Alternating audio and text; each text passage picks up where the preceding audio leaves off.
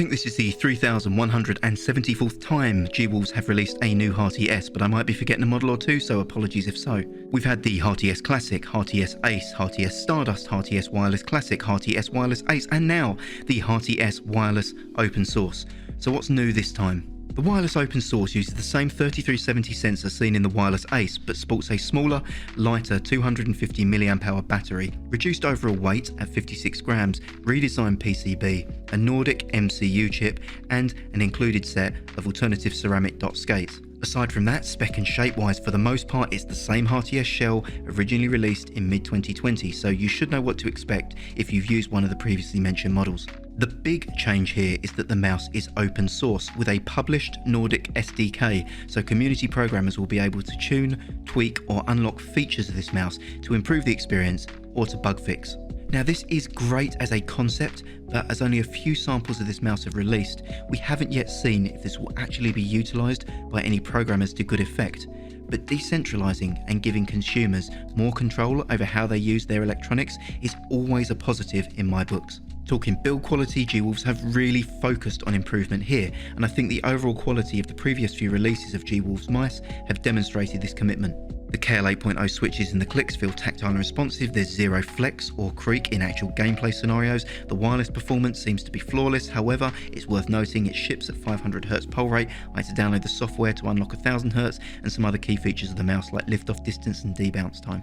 At this point, I'm not going to go any deeper into the review because the biggest issue I have with this mouse kind of makes any deeper analysis a bit redundant, and that's the same issue I've seen on all G-Wolves products really lately, and that is their availability. To their credit, G-Wolves have been better at putting out weekly community updates and trying to keep people informed of when they're shipping mice, but it feels like you have more chance of winning the Thunderball than you do finding the latest G-Wolves mouse in stock when you need it, at least at a reasonable price. I actually hesitated talking about the open source at all when, outside of the samples sent to reviewers and giveaway winners, we have absolutely no idea whatsoever when and if these mice will be available at retail.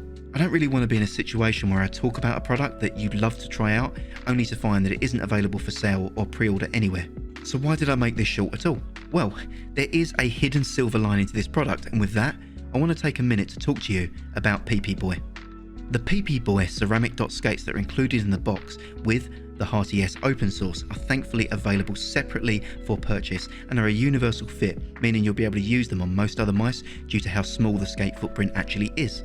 At time of recording, they cost around $9 US on Amazon and are sold in a pack of 5 ceramic dots and 10 PTFE riser skates. This was my first proper experience with ceramic skates, and after using them for a few days, I have absolutely no shame in telling you I am fully PeePee pilled. Going in, I expected them to perform more like glass skates and speed up every surface they were used on, but this only seemed true on coated, hard or hybrid surfaces, which I wouldn't really recommend them on as you lose a lot of fine control from that lack of friction. Similarly, with these skates being so small, on pads that had a lot of squish in the backing, like any Artisan X-Soft for example, they're probably not ideal, as depending on your grip pressure, you may end up just scraping the base of the mouse along the pad. On standard, popular control surfaces however, like a SteelSeries QCK, a Zowie GSR or a Vaxi PA, the skates offer low initial friction but a whole heap of stopping power, improving my accuracy on flick shots and offering a good flexibility for micro adjustments and tracking. They also pass vibration and surface texture through the mouse in a way that I haven't felt on PTFE skates. On standard skates, you feel the surface of the pad on the skate. With these ceramics, I felt the surface of the pad on my fingertips. I kind of liken it to driving a well-tuned performance car with stiff suspension and sports tyres, having a real sense of the road and where the grip limits are. This translated into better aim lab scores, more confidence using flick-heavy weapons like revolvers or snipers, and the quirk also made trying a variety of pads quite enjoyable, as I was able to much more easily feel the nuance of one pad versus another. I would definitely say that these skates provided something new and different that I absolutely didn't expect from yet another release of the Hati-S. Ultimately, if the Hati-S OpenSource does release, I will revisit and do a more complete review, and if you see it in stock before then, by all means, go for it if you like the Hati shape and have been waiting to find a wireless model at all.